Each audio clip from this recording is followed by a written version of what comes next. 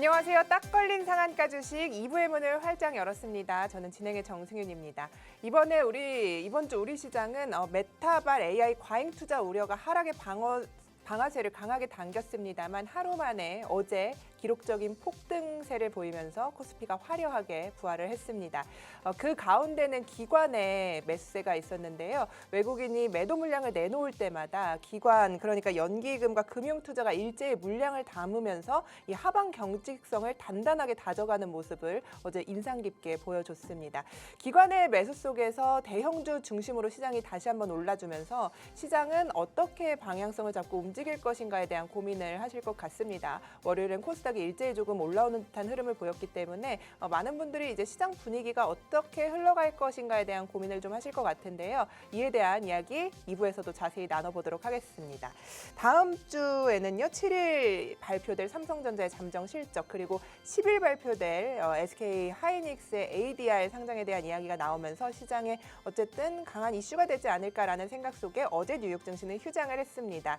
그리고 폭등했던 환율 역시 약간은 진정세를 보이는 급락하는 모습을 보였는데요. 이 시장 속에서 우리는 어떤 전략으로 어떻게 다음 주 시장을 바라봐야 할지 전략 열심히 챙겨보도록 하겠습니다.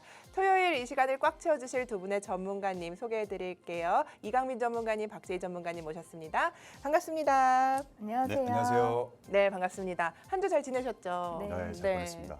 잘 지내기는 사실 시장을 보고 있으면 마음이 답답합니다. 답답하죠. 이강민 전문가님, 이번 주는 변동성이 워낙 컸잖아요. 네네네. 그리고 갈피를 잡기가 좀 어려운 느낌이 들었는데 좀 어떻게 살펴보셨는지 시장 전반적으로 이야기해 주시면 좋을 것 같아요. 지금 시장은 뭐 K-베이거스, K-베이거스. 네, 라스베이거스가 네. 이제 뭐 한국 증시 거의 뭐 아. 도박판에 가까운 수준이라 좀 보고 있습니다.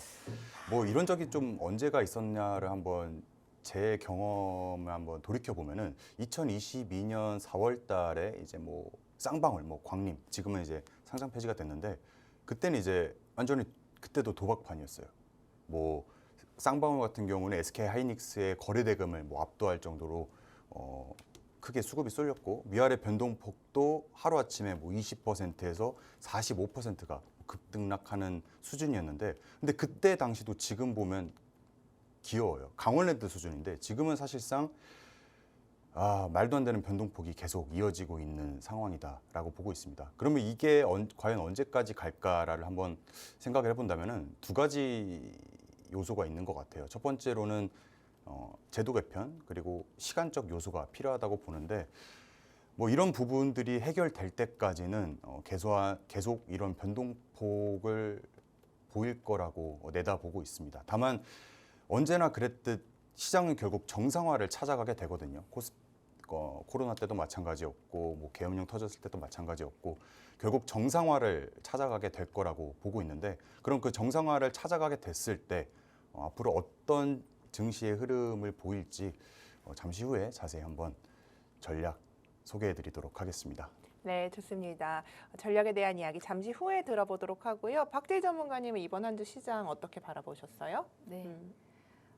사실 그동안은 반도체 투톱이 오를 때 코스닥과 그 외의 종목들은 좀 많이 소외된 모습이었는데 예. 사실 아직까지 변동성이 크고 물론 좀 그쪽 반도체 투톱에 아직도 많은 수급이 몰리고 있지만 저는 살짝 바람이 조금 다른 바람이 불었다 이렇게 봤거든요. 예. 예.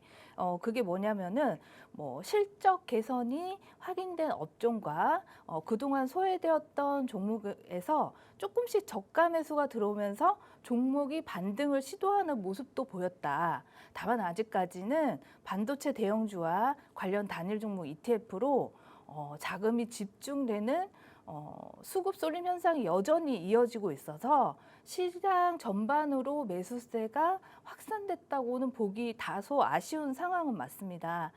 다음 주는 슈퍼 위크가 될 전망이라고 보는데요. 삼성전자 2분기 실적, 잠정 실적 발표와 SK 하이닉스 ADR 관련 등 굵직한 이벤트가 있습니다. 그래서 시장이 변동성이 한층 더 커질 수 있다고 저는 보고 그만큼 어떻게 보면 또 주식시장에서 안전벨트를 더 단단하게 매야 되는 또 다음 주가 아닌가 이렇게 생각을 해보면서 딱상주에서 다음 주에 어떤 종목군들을 조금 집중돼서 보면 좋을까 핵심 포인트를 함께 짚어보도록 하겠습니다. 네, 다음 주에 대한 전략들 잠시 후에 체크해 보시고요. 자, 이광민 전문가님, 그래서 네. 차트상으로는 우리 시장이 어떤 흐름 보였는지 이야기하면서 수급적으로도 사실 굉장히 이슈가 좀 있는 느낌이에요. 외국인이 매도를 굉장히 큰 규모로 단행했음에도 불구하고 기관이 어제는 시장을 정말 멋지게 이끌었거든요. 전거래일엔 달랐고요. 또 느낌이 네네. 기관이 좀 어떻게 바라보고 계신지 차트 보면서 이야기해 볼까요? 네네. 네. 일단 현재 시장을 한번 먼저 있는 그대로 바라보고 이런 식으로 해석하는 거다. 그리고 앞으로 어떤 섹터에 좀 집중해야 되는지 한번 살펴보도록 하겠습니다. 먼저 코스피 주봉 차트를 보겠습니다. 제가 뭐 4천, 5천, 6천, 7천, 8천 이렇게 1000포인트 단위로 한번 준비를 해봤는데요. 이걸 왜 준비했냐면은 그동안 우리가 4000포인트에서 5000포인트, 2000포인트를 오를 때 기간을 보면은 대략 3달이 소요가 됐었어요. 그리고 이 5000포인트에서 6000포인트 넘을 때는 약 5주, 한 달이 좀 넘었습니다. 그러면서 6000포인트에서 5000포인트로 단 2주 만에 이렇게 폭락이 나왔는데 이때가 언제냐면은 3월 4일 수요일 이 딱상주가 첫 방송할 때였거든요. 이때 뭐 앵커님 막 울고불고 난리 하면서 이제 목소리도 막 안 나오는 그런 어려운 운게 아니라요. 아무 게 아니었어요. 네. 운 게 아니라 네. 제가 감기가 심해가지고 아, 감기였어요? 목소리가 안 나온 건데 우리 소장님께서 저를 아. 지금 거의 막 반년째 놀리고 계신 느낌인데 그때 이제 죄송하다는 말씀만 방송에서 계속 들었던 네. 맞아요. 목소리가 너무 안 나왔어요. 그때가 3월 4일 폭락장이었거든요. 그러니까 감기와 함께 이제 네. 몸의 저의 신체 리듬도 이제 시장과 같이 움직이는 거예요. 너무 아팠거든요. 그렇게 압도적인 이 변동성을 보일 때가 이 첫 흐름 6천에서 5천 포인트였습니다. 근데 지금 시장을 보면은 그 이상의 변동성을 계속 매주 겪고 있다라는 거죠. 자, 시장의 흐름을 보게 되시면 여기서부터는 더 빨라집니다. 자, 6천 포인트를 넘어가고 이번에는 한 달 사이에 1000 포인트, 이번에는 2주 만에 1000 포인트. 이런 식으로 시간은 단축되면서 상승률은 더 크게 오르고 있는 시장인데 그러면서 최근에 5월 27일 날 단일 레버리지 ETF 상품이 출시되면서 그 변동폭은 더 극대화되고 있다는 거죠. 2주 만에 1300포인트 그리고 또 2주 만에 2000포인트를 올렸다가 이번에 또 3주 만에 2000포인트가 또 빠지는 극대화된 변동성을 우리는 겪고 있는 그런 시장의 국면이다라고 볼 수 있고요. 그리고 두 번째로 우리가 확인해야 될 거는 코스피 주봉 차트 종가 기준으로 첫 연속 2주 음봉 마감했다라는 점입니다. 우리가 이 주식시장에서 첫 흐름은 굉장히 중요합니다. 근데 이 첫 흐름을 현재 어떻게 해석할 수 있냐면은 변동성이 극대화되는 과정에서 하방 압력이 좀 더 가세되고 있다라고 우리는 해석할 수가 있겠어요. 그럼 결과적으로는 이런 증시가 언제까지 갈 거냐라고 생각해 본다면 앞서 설명드렸듯 어떤 정치가 아니라 제도 개편이라든가 시간이 필요할 거다라고 보고 있습니다. 근데 이런 와중에 수급이 굉장히 꼬인 와중에 결국에는 정상화가 될 거라고 보고 있거든요. 그렇게 되면 정상화가 되게 된다면은 국내 증시 수급이 안정화된다면 미국 증시와 동조화 현상이 일어날 거라고 저는 내다보고 있습니다. 그렇게 되면서 그동안 왜곡됐던 업종 간 순환 매도 다시 살아날 가능성이 있다라고 보는데요. 그중에 첫 번째가 보고 있습니다. 그럼 이렇게 하방 압력이 계속되는 이유를 먼저 살펴보게 되면요. 결국에 외국인 기관의 어떤 주체로 살펴볼 수가 있겠습니다. 외국인 같은 경우는 현재 환율에 대한 부담으로 환차손이 계속 일어나고 있는 실정이고 그리고 기관 같은 경우에는 특히 연기금, 리밸런싱이 계속 일어나고 있단 말이죠. 원래 목표치가 20%였는데 현재는 약 30%로 추산이 됩니다. 이 금액으로 환산해 보면 약 50조에서 140조를 매도해야 되는 상황입니다. 다만 현재 하루 매도 제한이 2,250억 정도로 추산이 되지만 결과적으로는 이러한 리밸런싱 자금이 결국 하방 압력을 계속 가할 수 있다라고 보고 있습니다. 그러면은 이제 정상화가 된다면은 어떤 흐름이 일어날까 한번 예측을 시나리오를 써보자면 나스닥 바이오 그리고 밑에는 바이오 ETF 차트입니다. 최근에 보면은 굉장히 강세 흐름을 보이고 있는 상황입니다. 이런 상황에서 만약에 국내 증시도 동조화 현상이 일어나서 상승을 하게 된다면은 첫 번째로 코스피에서 이런 바이오 섹터들이 먼저 상승이 일어나야 되지 않을까라고 보고 있어요. 셀트리온, 삼성바이오로직스, 한미약품, SK 바이오팜. 코스피 쪽에서 먼저 바이오가 움직이고 그 다음에는 이제 코스닥 쪽에서는 뭐 알테오젠, ABL 바이오, 리가켄 바이오, ST팜 이런 플랫폼단 그리고 CDMO 이쪽으로 움직일 가능성이 높다라고 보고 있습니다. 다만 아직 전체적인 차트를 보면은 그렇다 할 만한 움직임은 현재까지는 보이지 않는 상황입니다. 하지만 이런 비단 바이오뿐만 아니라 정상화가 됐을 때 왜곡됐던 차트 그 중에서 이제 수출 데이터가 좀 좋게 나온 업황들이 있어요. 첫 번째로 조선이 있고 그리고 두 번째는 화장품 관련주들이 있습니다. 한국콜마 그리고 코스메가코리아, 아모레퍼시픽, 달마글로벌 그리고 한국콜마 같은 경우는 지난주에 박재 전문가가 소개를 해줘서 강한 급등세가 나왔던 종목인데요. 여기서 이제 달바글로벌 제가 공략했던 AS를 한번 짧게 짚고 넘어가도록 하겠습니다.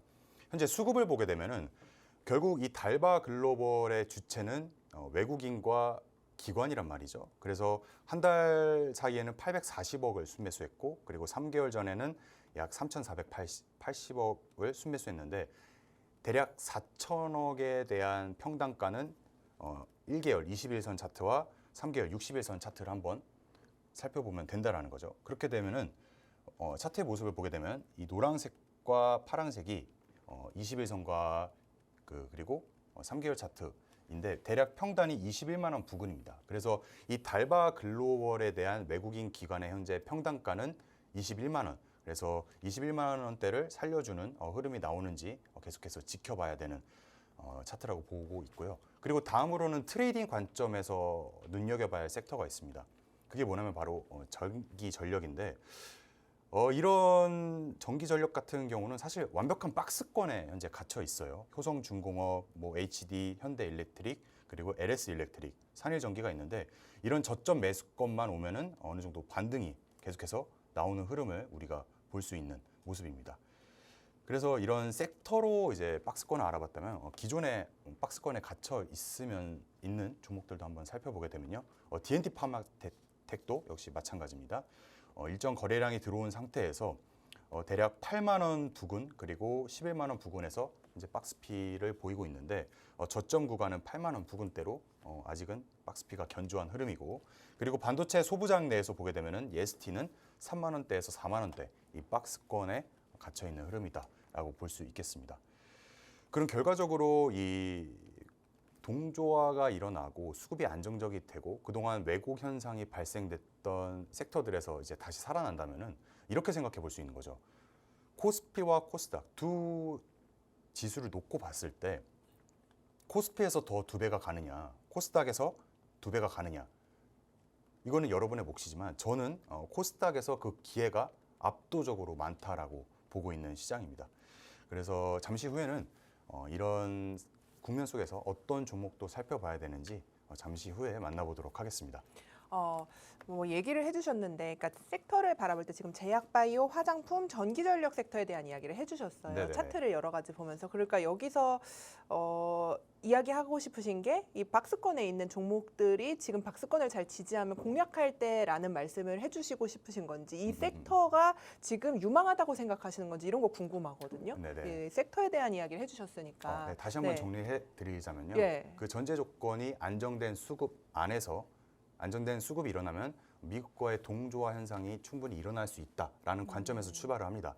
그렇게 되면 현재 왜곡돼 있는 차트들, 저평가된 차트를 보게 되면 첫 번째 근거로 나스닥 바이오라든지 그리고 미국 ETF의 바이오가 상승을 하고 있어요. 네. 하지만 국내 증시에서는 그렇지 못한 흐름을 갖고 있기 때문에 예. 첫 번째로는 이 바이오, 그중에서 코스피에서는 아까 설명드렸던 뭐 삼성바이오로직스, 셀트리온이 먼저 움직일 것이다라는 게 시나리오고, 그리고 후발주로 코스닥에서 뭐 플랫폼 그리고 CDMO 기업들이 따라갈 거다라고 보고 있는 거고요. 예. 그리고 두 번째로 데이 트레이딩 관점입니다. 즉 박스권 하단에서는 어떤 기업적인 분석보다도 박스권 하단에 와서 매수하고 그리고 고점에서는 매도하는 이 데이 트레이딩 관점의 섹터로는 이제 화장품이 있었던 거고 그리고 이제 수출 이쪽으로도 묶여 있기 때문에 이런 부분을 감안한다라면은 현재 이제 코스닥에서는 여전히 눈여겨봐야 될 섹터와 종목들이 살아있다라고 정리할 수 있겠습니다. 예, 좋습니다. 이렇게 정리까지 해주셨으니까요. 여러분들께서 지금 어떤 섹터를 어떻게 시장이 돌아가고 있을 것인가 시나리오를 쓰시는데 도움이 되지 않았을까라는 생각이 듭니다. 참고해 보시고요. 자, 우리 박재희 전문가님하고도 이야기를 나눠봐야 되는데 어쨌든 수출이 뒷받침된다는 것은 실적 시즌의 시작을 알리는 네. 이런 느낌이에요. 그리고 네. 다음 주 일단 삼성전자의 실적도 앞두고 있는데 사실 우리가 알던 그 전에 삼성전자는 호실적이 나오면 무조건 시장에서 좋게만 바라보지만은 않는 주가 흐름이 항상 함께하지는 않는 그런 실적과 주가의 흐름이었는데 사실 이게 어렵거든요. 그것을 예측하는 네. 것은 의미가 없는 것 같기도 하고요. 네. 그래서 우리가 어떤 시나리오를 써내려가야 하는지가 중요한 것 같은데 이제 수출액에 대한 이야기 좀 해주실 것 같아요. 네. 그렇죠? 네, 지난주에 공략했던 종목들이 굉장히 상승률이 좋았는데 제가 왜 그 종목들을 보게 됐고 그 다음에 바로 이어서 그 종목과 함께 실적이 좋은 기업들 바로 히든주로 공략할 수 있는 종목까지 바로 안내를 해드리겠습니다. 먼저 수출 데이터를 보겠습니다. 이번에 월 수출액이 사상 처음으로 $1,000를 돌파했습니다. 그 중심에는 당연히 반도체가 있었습니다. 반도체 수출만 $448를 기록하면서 우리나라 전체 수출을 이끌었고 실제 주식 시장에서도 최근 가장 강했던 업종이 바로 반도체였습니다. 결국 시장은 이유 없이 움직이지 않습니다. 수출이 늘어나고 실적이 좋아질 가능성이 높아지니까 주가가 먼저 반응을 한 것이죠. 자, 그런데 반도체만 좋아진 것이 아니라는 점입니다. 이번 수출 데이터를 자세히 보면 컴퓨터, 화장품, 바이오, 헬스, 다른 품목들이 눈에 띄게 성장하는 모습을 볼 수 있습니다. 그래서 저는 반도체는 시장의 주도주로 계속 보면서 그 다음 실적이 좋아질 업종을 함께 찾아본 것이죠. 그래서 미리 선점을 했는데요. 그 결과가 지난주 공략했던 한국콜마였습니다. 화장품 수출이 꾸준히 증가하고 있다는 데이터를 저는 먼저 확인을 했고 실적 개선과 함께 차트를 함께 분석을 해서 공략주로 안내를 해드렸습니다.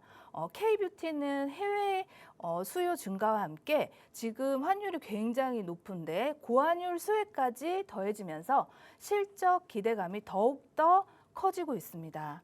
자, 차트를 보시면 결과적으로 이 종목은 한국콜마는 일주일 동안 하루하루 꾸준히 상승하면서 최고가 기준 32% 이상의 상승을 보여줬습니다. 물론 모든 종목이 실적이 좋다고 다 이렇게 움직이지는 않습니다. 하지만 다시 한번 확인할 수 있었던 것은 주가는 이유 없이 오르지 않는다. 산업 흐름이 좋아지고 실적이 좋아질 기업들을 항상 먼저 선점을 해야 된다. 그래서 오늘 소개해드릴 히든주도 바로 그런 관점에서 찾은 기업입니다. 히든주 제가 바로 공략주 안내를 해드리겠습니다.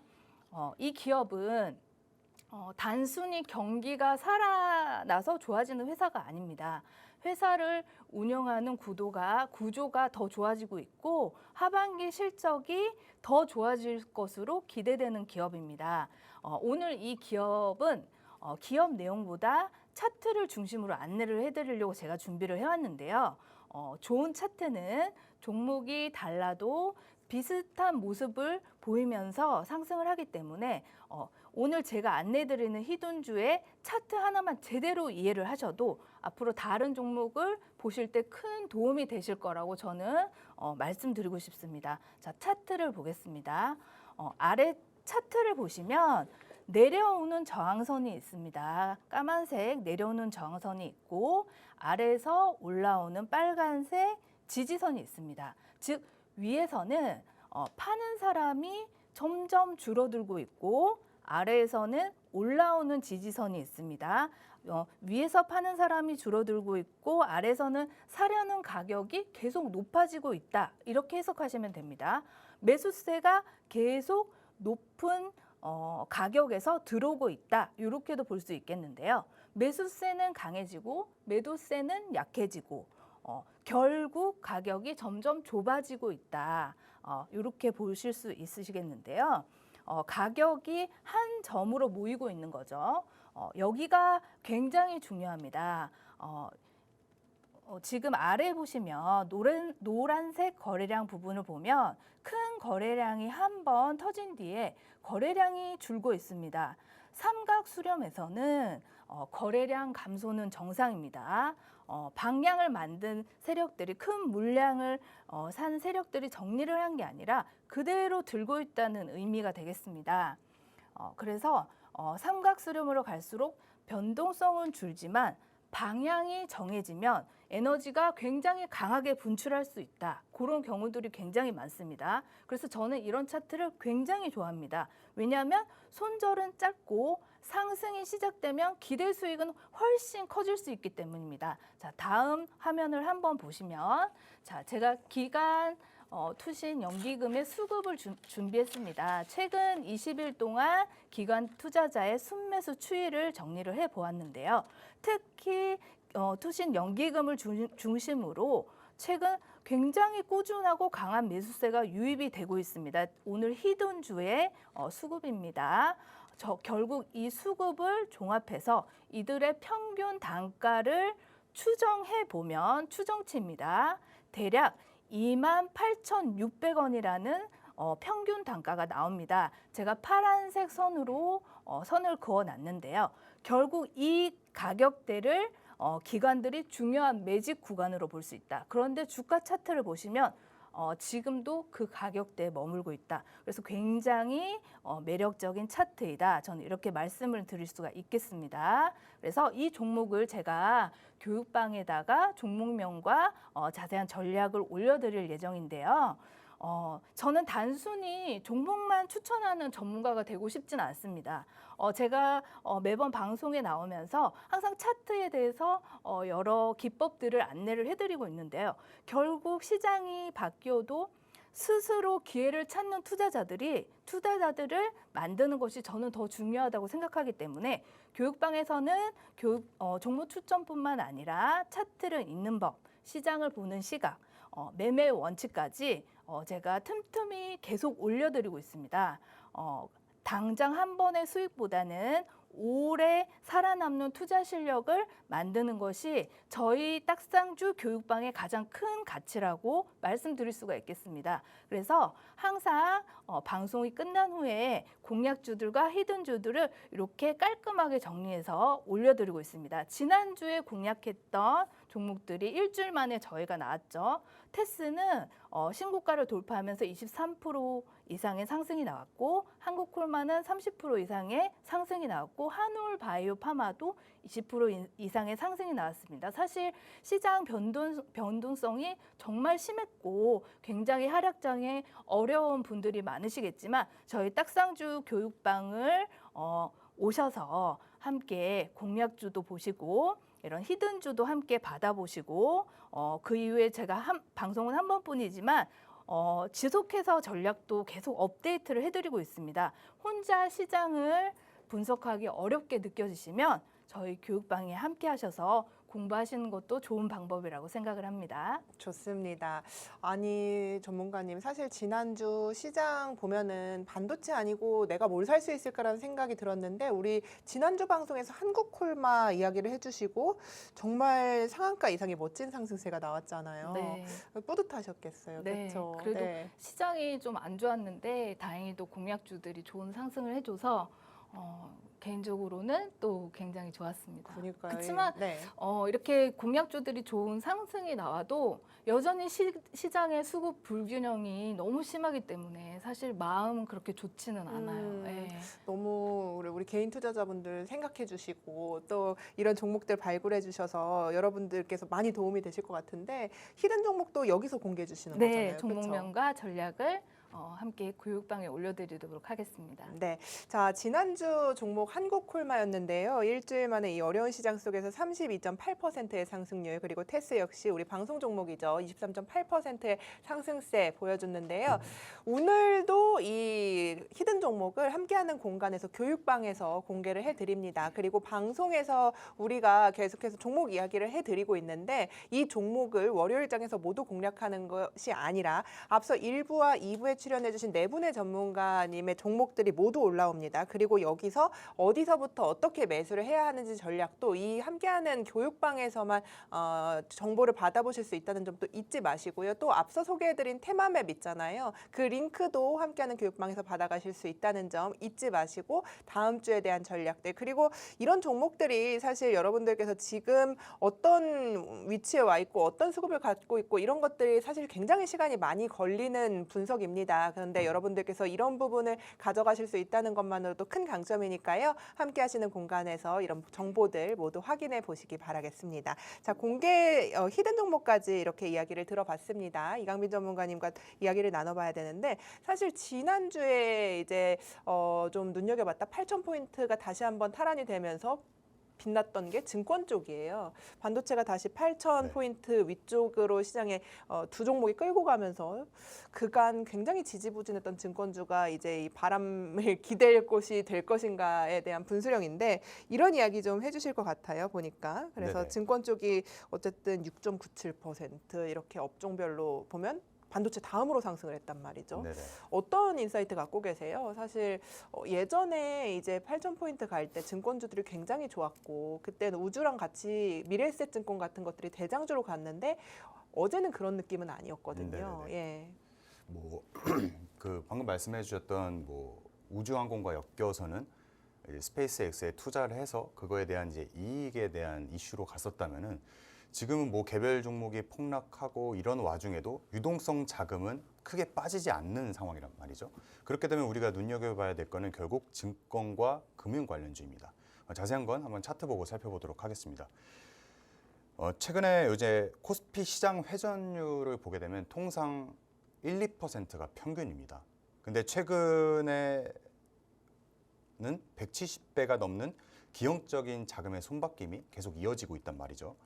최근 ETF의 거래 대금이 약 200조에 가깝게 추산이 되는데 이거를 연으로 환산해 보면 약 1조 원 이상이 될 거라고 예상하고 있습니다.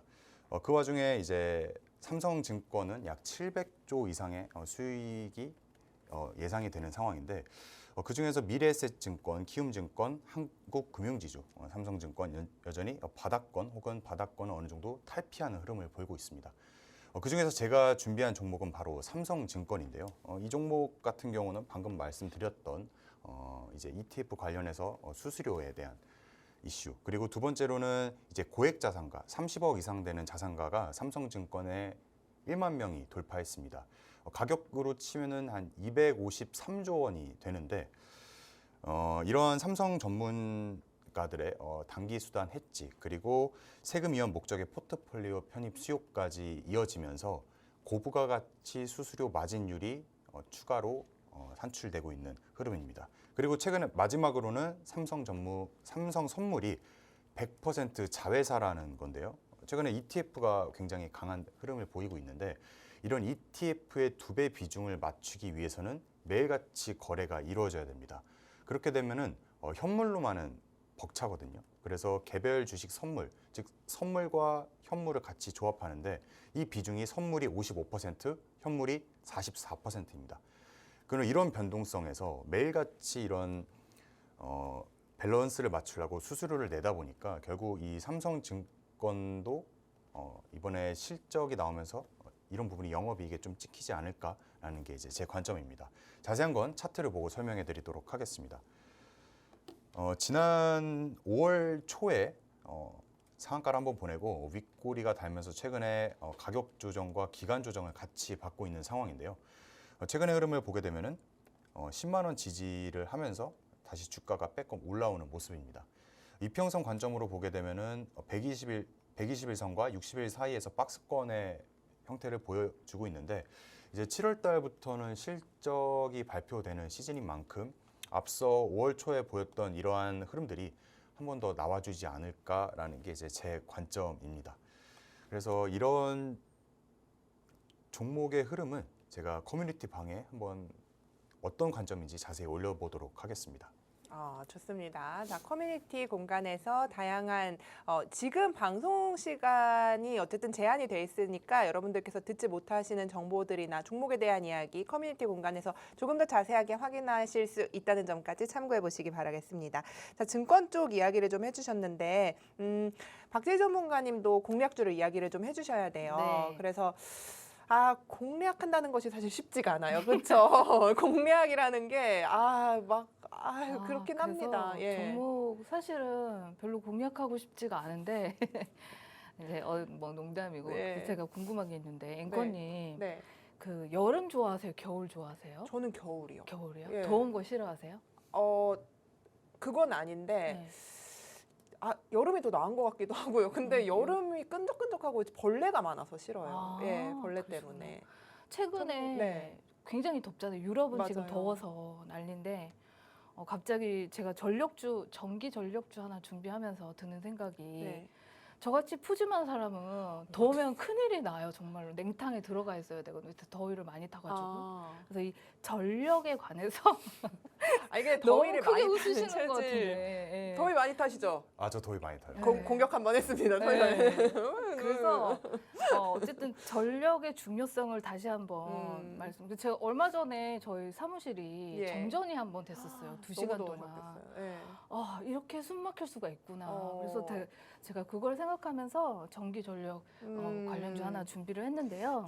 지난주에 전선 쪽에서 보니까 네. 뭐 반도체 다음으로 전선 맞아요. 쪽에서 예. 굉장한 상승세가 나왔잖아요. 네. 가온전선 같은 예, 종목들. 맞아요. 메가 예. 프로젝트 얘기 나오면서 정책 수혜주로 AI 인프라 쪽에서 한번 들어왔는데 사실 최근 AI 사이클을 보면 처음에 엔비디아 GPU가 시장을 이끌었던 적이 있었습니다. GPU가 늘어나면 반드시 따라오는 HBM과 고성능 디램이 필요하기 때문에 SK 하이닉스와 삼성전자가 지금 시장의 중심으로 올라왔습니다. 단연코 우리 시장뿐만 아니라 지금 전 세계에서 주목받는 기업이 돼버렸죠. 산업 사이클은 항상 가장 부족한 곳에서 병목이 발생합니다. 수요는 폭발하는데 공급이 따라가지를 못하는 구간에서 주가는 항상 펌핑이 나옵니다. 주가는 항상 강하게 움직인다는 뜻입니다. 최근 정부의 AI 인프라 메가 프로젝트를 발표를 보면 반도체를 넘어 AI 를 실제로 운영하기 위한 기반 시설로 옮겨가고 있다. 저는 이렇게 해석을 했는데 아무리 좋은 반도체가 있어도 전기가 부족하면 데이터 센터는 돌아갈 수 없고 전력망이 갖춰져 있지 않으면 AI 산업도 성장의 한계가 있다. 결국 전력망을 연결하는 전선과 케이블 산업의 역할이 점점 더 중요해질 수밖에 없다. 그래서 저는 오늘 대원 전선을 공략주로 준비를 했습니다. 차트를 바로 보시겠습니다. 이 차트는 급등 후 무너지는 차트가 아니라 매물 소화를 끝내고 다시 방향을 잡아가는 차트로 보인다. 저는 이렇게 볼 수가 있겠는데요. 4월부터 5월까지 강한 상승이 한번 나왔었습니다. 요즘에 이런 거 집중해서 보시면 요즘에 이런 차트가 굉장히 많습니다. 이렇게 한번 급등이 나오면 바로 다시 올라가는 경우는 사실상 많지가 않습니다. 높은 가격에서 매수한 투자자들이 매물이 남아있기 때문에 충분히 행보하는 기간을 거치고 박스권 구간을 이어간 다음에 다음 상승이 나올 수 있다. 이렇게 보시면 되고 대원전선의 차트는 약 2달 가까이 노란 박스권 구간에서 움직였습니다.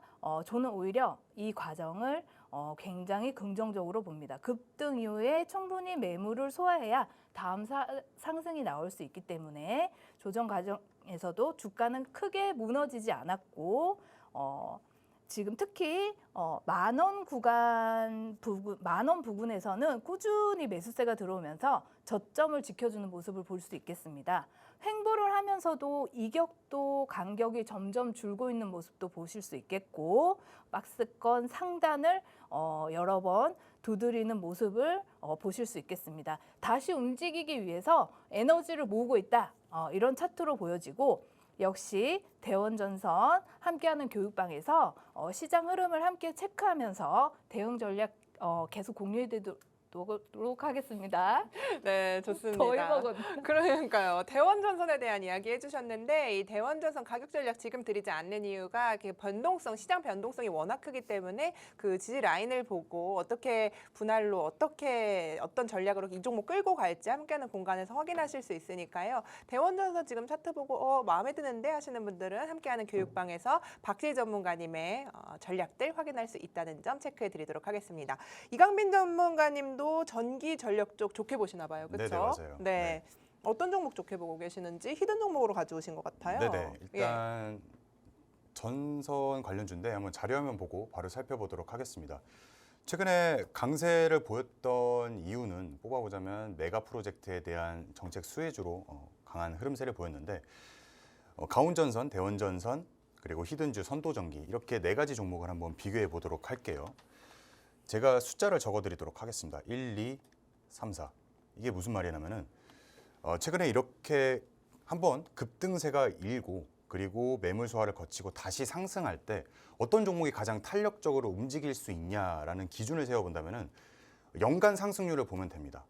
그렇게 되면은 기존에 가장 큰 상승률을 보였던 게 가온전선이고 그리고 두 번째가 히든주, 세 번째가 대원전선, 그리고 네 번째가 선도전기인데 이거를 제가 왜 말씀드리냐면은 한번 시세 분출 그리고 다시 이제 매물 소화 후 재상승을 하게 됐을 때 기존에 가장 탄력성이 좋았던 그러니까 상승률이 높았던 종목들을 기준으로 삼게 된다면은 그만큼 추가적인 상승을 기대해 볼 수 있다라는 거죠. 그래서 제가 준비한 이 히든주가 연간 전선에서는 연간 상승률 두 번째를 기록하고 있는 종목이다라고 볼 수가 있겠습니다. 그 자세한 거는 이런 다트 공시에 올라와 있는 걸 살펴볼게요. 이거를 살펴보는 이유는 하나입니다. 타이밍이거든요. 언제 사야 될지 그리고 언제 빠져야 될지를 한번 살펴볼 수 있겠는데 전환 청구 내용입니다. 약 370억에 대한 이제 금액이 이제 주식시장으로 들어왔어요. 근데 이게 상장하는 게 7월 16일입니다. 그럼 그 전에 상승이 나오거나 혹은 오버행 물량이 일정 소화되고 그 이후에 상승이 나오거나 그래서 7월 16일이 굉장히 중요한 기준점이 될 거라고 바라보고 있는 종목인데요. 자세한 건 차트 보고 설명해 드리도록 하겠습니다. 히든주 일봉 차트입니다. 기존에 상승을 할 때 굉장히 끼가 높은 차트죠. 상한가를 1, 2, 3, 4, 4번이나 보냈던 여력이 있는 차트인데요. 시세 분출 이후에 어느 정도 삼각 수렴을 하면서 가격이 정해지고 있는데 제가 앞서 설명드렸던 박재희 전문가도 방금 수렴에 대해서 말씀해 줬는데 저도 이런 삼각 수렴 패턴을 굉장히 좋아합니다. 그래서 지난주에 사실 갖고 나올랐던 이런 삼각 수렴 패턴 중에 하나가 가온전선이었는데 그 부분을 또 놓쳤지만 이 종목도 현재 구간에서는 굉장히 매력적이라고 보이는 차트입니다. 좀 차트를 확대해서 보게 되면요. 이 바닥권에서 약 7천만 주의 거래량으로 상한가를 보내고 그리고 그 3배 이상의 거래량이 터지면서 조정을 보였어요. 이걸 어떻게 해석해야 되냐면은 이만큼의 거래량이 더 터지면서 윗골이 더 길게 나왔지만 여전히 양봉을 유지하고 있다라는 거는 일정 부분 약 4,500원대 가격은 깨기 싫다라는 흐름으로 지금은 포착할 수 있기 때문에 상한가 이후 현재 이틀 정도 조정을 받고 있는 구간이지만 이후에 7월 16일 전후로 한번 추가적인 상승을 기대해 볼 수 있는 종목이다라고 말씀드릴 수 있겠습니다. 그래서 종목에 대한 전략 그리고 종목명은 커뮤니티 방에 제가 따로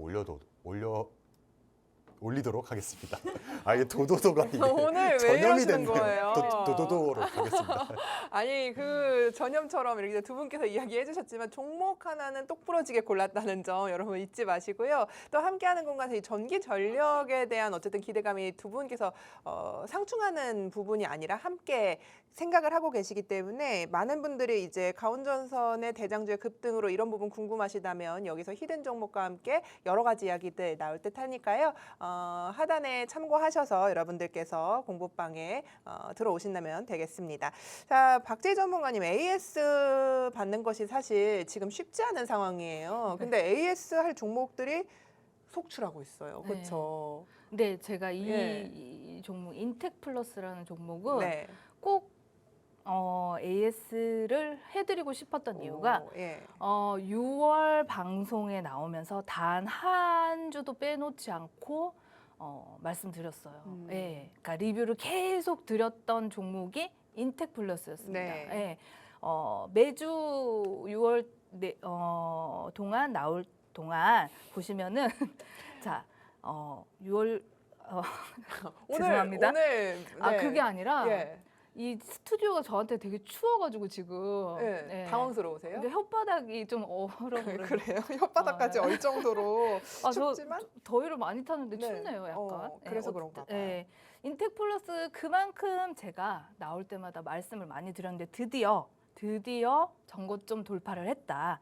이렇게 말씀드리고 싶습니다. 자, 차트를 보시면 이 차트는 오랜 기간 박스권을 형성하면서 매물을 충분히 소화하는 모습을 보여줬고 저는 이런 차트를 굉장히 좋아한다고 말씀드렸습니다. 급등하는 종목보다 오랫동안 힘을 모아온 종목이 결국 더 큰 움직임을 만드는 경우가 있기 때문에 결국 박스권 상단을 돌파를 했고 이후 신고가를 경신하면서 28% 이상의 상승을 보여줬는데 무엇보다 의미 있었던 것은 최근 시장이 반도체 일부를 제외하면 대부분 큰 조정을 받았는데 인텍 플러스는 그럼에도 불구하고 신고가를 기록했다는 점입니다. 결국 시장은 가장 강한 기업부터 먼저 움직인다. 이런 거를 다시 보여준 사례였습니다. 그래서 이번에도 같은 기준으로 제가 히든주를 준비를 했습니다. 그래서 한번 보시면 최근 정부의 AI 메가 프로젝트 발표와 함께 시장 관심은 AI 인프라로 확대되고 있다 말씀드렸습니다. 글로벌 빅테크들도 AI 데이터 센터 투자를 계속 늘리고 있습니다. 여기에서 중요한 것이 있습니다. 아무리 반도체 공장을 지어도 이 클린룸이 없으면 반도체는 단 한 장도 생산을 할 수가 없습니다. 먼지 하나 없는 초청정 공간과 고순도 배관, 특수가스를 안정적으로 공급하는 설비가 반드시 필요합니다. 히든줄은 바로 이런 이 분야의 핵심 기업입니다. 국내 반도체 클린룸 대장주다. 저는 이렇게 부르고 싶은데요. 왜 그렇게 제가 생각을 하고 히든주로 가지고 나왔냐면 일단 실적이 뒷받침됩니다.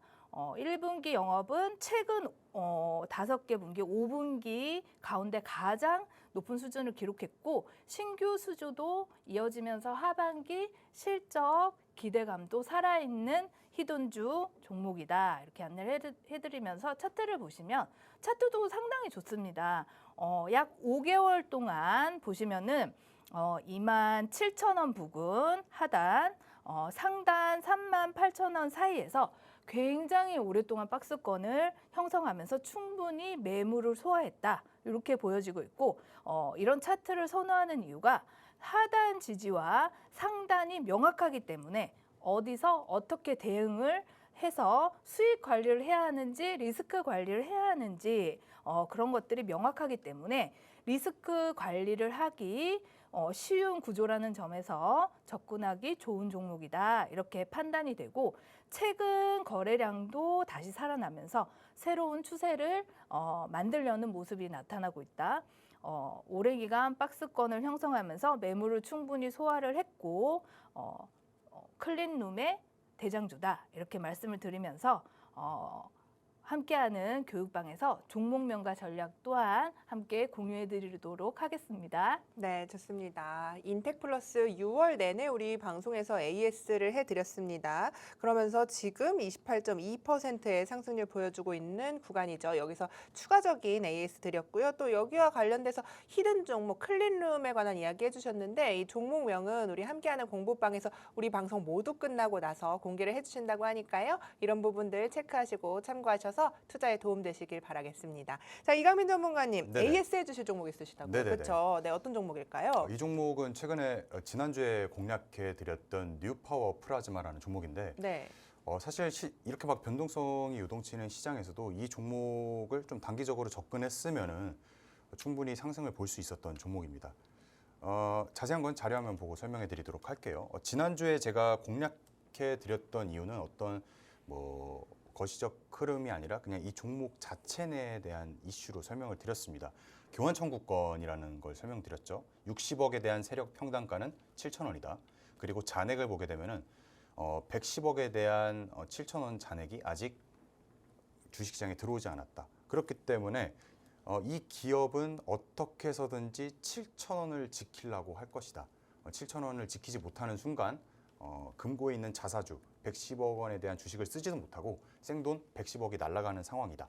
그래서 무조건 7,000원대는 지킬 것이다. 저평가 매수 구간이다라고 좀 말씀을 드렸는데 자세한 건 차트 흐름을 보도록 하겠습니다. 이번 주 월요일 날 시가가 6,950원에 시작을 했는데 아랫꼬리도 달리지 않고 7,000원을 바로 살리면서 3일 동안 20% 이상 가까운 수익률을 보여줬어요. 그리고 한번 꺾이면서 종가 기준으로 7,030원에 마감했는데 다음 날 또 15% 이상 갭이 뜨는 흐름을 나왔습니다. 여전히 이 7,000원 부근대만 오면은 주가가 바로 상승하는 그런 탄력적인 흐름을 보이고 있다 보니까 여전히 7,000원 구간에서는 저평가 매수 구간이다라고 보고 있습니다. 이 흐름이 다시 올지는 모르겠지만 7,000원대가 오면은 매수하고 그리고 8,000원, 9,000원대 일부 이익 실현하면서 지금 시장에서 이런 종목을 가져가면은 충분히 수익이 나는 종목이지 않을까라고 바라보고 있는 종목이니까 이 종목도 한번 관심 있게 지켜보시길 바라겠습니다. 네, 추가적으로 AS까지 해드렸다는 점 알아보시고요. 그 두 종목들 계속 히든 종목들도 여기다 함께하는 공부방에 올려주시니까요. 어쨌든 참고를 하시면 되겠고 박지희 전문가님 하나 여쭙고 싶은 게 네. 어쨌든 다음 주가 분수령이 될 거잖아요. 아까 말씀하신 것처럼 슈퍼위크다 이야기를 해주셨는데 다음 주에 대한 전략을 어떻게 좀 바라봐야 될지도 궁금해요. 두 가지로 말씀드리고 싶은데 네. 제가 만약에 데이 트레이딩이 가능하다. 네. 그러니까 트레이딩이 가능하다 하면 일단은 이건 좀 약간 그렇지만 저는 ETF를 할 것 같아요. 네. 단일 종목. 네, 예. 다른 거 그냥 다 하고 데이 일단, 트레이딩 말씀하시는 네, 데이 거죠? 트레이딩으로 예, 예. 접근하면 사실 양방이 가능하기 때문에 음. 그 매력으로 다들 막 이것만 하시는 것 같아요. 그렇죠. 그래서 예. 하겠지만 흐름을 보면서 결국에는 지금 제가 안내해드렸던 종목들 비롯 네. 흐름을 보면서 좀 조금씩 분할 매수를 또 해도 좋겠다. 네. 어쨌든 현금 흐름을 가지고 있어야만 다음 주는 좀 버틸 수 있는 네, 구간이네요. 항상 근데 요즘에는 뭐 장기적으로 길게 끌고 가기보다는 수익이 나면은 일정 부분은 계속 수익 실현을 하면서 현금을 항상 보유를 해야 된다고 보고 있고 그리고 또 코스닥 같은 경우에는 지금 지수 차트를 보면 저점을 좀 다지고 있는 모습이다. 저는 이렇게 보고 있거든요. 뭐 당장 V자 반등이 나오진 않겠지만 약간 돌리려는 모습이 다져지는 모습을 볼 수 있겠다. 네, 이렇게 보고 있어서 지금부터는 또 희망을 드리는 게 아니라 조금씩 비중이 무리가 되지 않는 선에서 조금씩 한번 분할 매수로 충분히 분할 매수한다는 생각으로 마음에 들었던 종목을 접근해도 되지 않나 이렇게 생각을 하고 있습니다. 네, 다음 주에 기회가 주는 종목이 있다면 분할 매수로 순차적으로 접근해 보자. 그리고 메타인지가 무엇보다 중요한 것 같네요. 내가 그럴 실력이 되는지 아닌지를 일단은 알고 그 맞아요. 종목에 네. 들어가자라는 이야기 네. 해주셨는데 강민 전문가님은 어떠세요? 다음 주 어떻게 하면 우리 시청자님들이 좀 깜짝 놀라셨죠? 안 물어보실 줄 알았는데. 저도 사실 같은 관점인데 아 그래요? 예. 이 말을 방송에서 사실 안 한 이유는 네. 제가 데이터로 확인해 보니까 네. 사실 ETF 두 배 레버리지로 물려 있는 개인 투자자들이 90%가 넘어요. 아. 그렇다 보니까 이 방송을 보고 계신 분들 중에 과연 내가 데이 트레이더로 이 종목을 할 수 있는 분을 생각해 본다면은 사실상 쉽지 않을 것 같아요. 그렇지만서도 사실 제 입장을 먼저 말씀드리면 저도 역시 데이 트레이더 관점에서 ETF를 할 수밖에 없는 시장이다. 시장이다. 왜냐하면 수급이 글로 다 쏠리고 있고 맞아요. 예. 근데 나는 좀 무섭다 하는 분들은 아까 같은 그런 다른 종목에서 기회를 잡아야 되는 시장이다라고 보고 있습니다. 근데 네. 결과적으로는 이런 말도 안 되는 수급 꼬임으로 언제까지 가지는 않을 거예요. 결국 정상화로 돌아올 거라고 저는 보고 있고 바람이기도 하지만 그런 시장이 찾아왔을 때 앞으로 좀 기대해 봐야 되지 않을까라고 보고 있습니다. 네, 좋습니다. 자, 다음 주 어쨌든 여러분들께서 고민이 되신다면 우리 1부와 2부에 나오셨던 전문가님께서 함께 네 분이 함께 운영하는 공부방에 들어오셔서 여러분들의 다음 주에 대한 전략들 그리고 종목들까지 방송 끝나고 난 뒤에 확인해 보시기 바라겠습니다.